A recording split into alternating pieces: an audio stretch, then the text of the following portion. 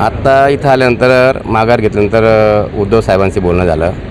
उद्धव साहेबांनी माघार घेतल्यानंतर माझे आभार मानले आणि एक शब्द दिला की सर तुमचं जे पुढे कुठलंही राजकीय करिअर असेल कुठलाही आता शब्द देत नाही म्हणे, पण 100% तुम्हाला मी मदत करण्याचा प्रयत्न करेन. पक्षाकडनं आपलं नाव जे आहे ते जाहीर करण्यात आलं होतं, माघारी घेतली आहे. इतर पक्षाच्या नेत्यांकडनं आपल्याला नेमकं काय आश्वासन देण्यात आलं आपण माघार घेतलं?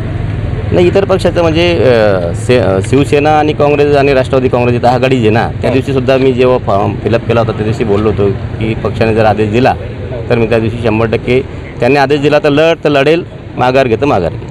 पण अगदी शेवटच्या क्षणी माघार घेतली. नाही शेवटचे सांगितलं ना मी, हे जे डिस्टन्स आहे पारोळा ते नाशिक हे 3.5-4 तासाचं डिस्टन्सच्या कारणाने आणि मला आदेश उशिरा प्राप्त झाल्याने 10:30-11च्या दरम्यानमध्ये आदेश प्राप्त झाला. आदेश प्राप्त झाल्यानंतर मी तिथून निघालो, त्या थोडासा वेळ लागणारच आहे डिस्टन्स जास्त असल्यामुळे.